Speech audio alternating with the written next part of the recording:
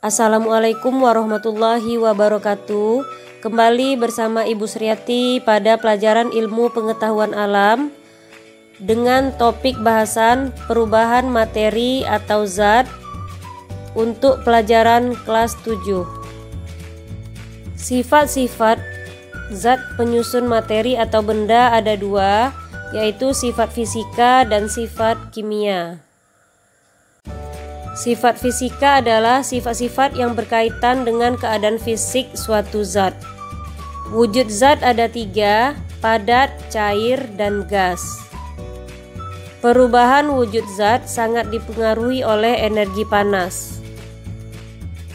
Gambar perubahan materi atau zat cair. Berikut ini adalah bagan perubahan wujud zat.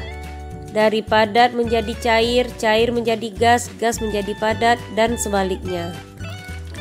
Contoh membeku adalah zat cair seperti air, didinginkan di dalam kulkas akan menjadi padat, menjadi es batu.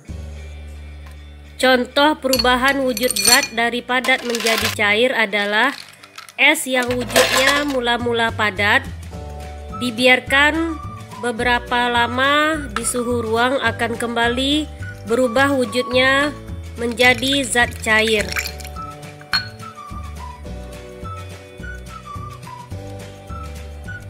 Contoh menyublim adalah kapur barus, perubahan dari zat padat menjadi gas.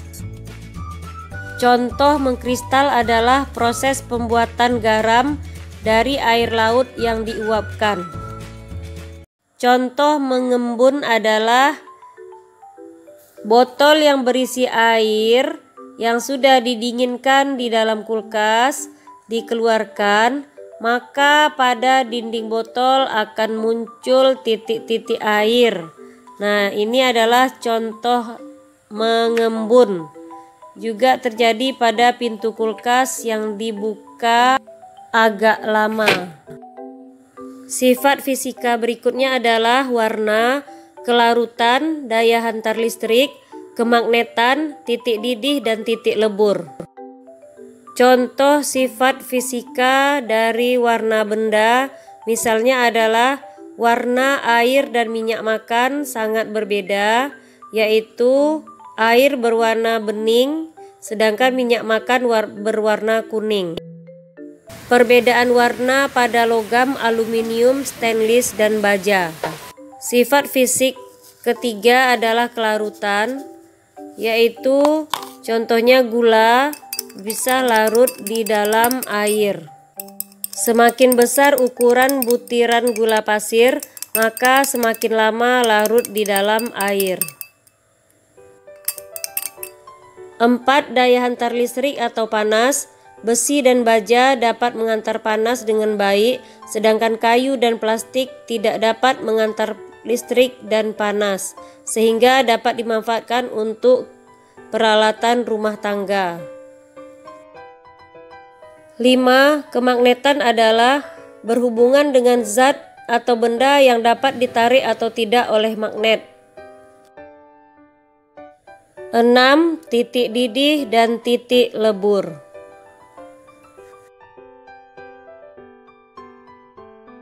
Sifat kimia berhubungan dengan mudah atau tidaknya suatu zat untuk bereaksi. Macam-macam sifat kimia. Perubahan materi atau zat terbagi dua. 1. Perubahan fisika, 2. Perubahan kimia. Macam-macam contoh perubahan fisika. Batu bata yang ukurannya besar, kemudian dipecahkan menjadi dua bagian atau lebih kecil juga adalah perubahan fisika karena fisiknya berbeda, zatnya tetap sama.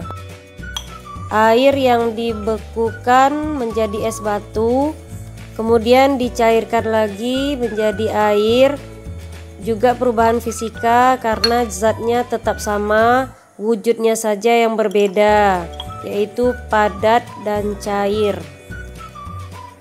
Gula pasir yang dilarutkan ke dalam air adalah perubahan fisika karena tadinya berupa butiran-butiran Sekarang dia sudah larut di dalam air dan tidak terlihat lagi. Spons kosmetik bentuknya bulat atau oval, kemudian ditekan akan berubah bentuknya. Ketika dilepaskan akan kembali ke bentuk semula.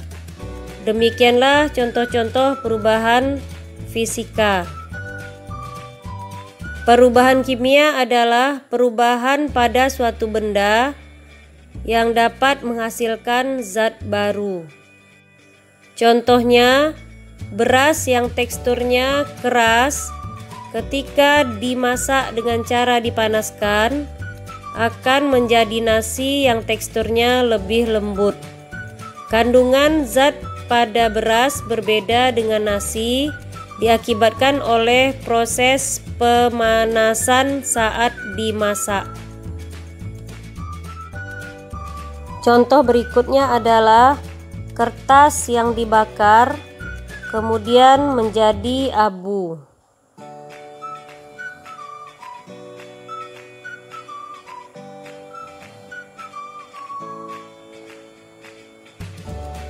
Zat yang dikandung oleh kertas sudah berbeda dengan abu.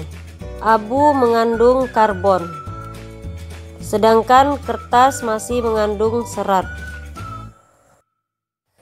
Contoh perubahan kimia berikutnya adalah pada buah dan sayur. Seperti pada terong, terjadi pembusukan pada bagian kulit.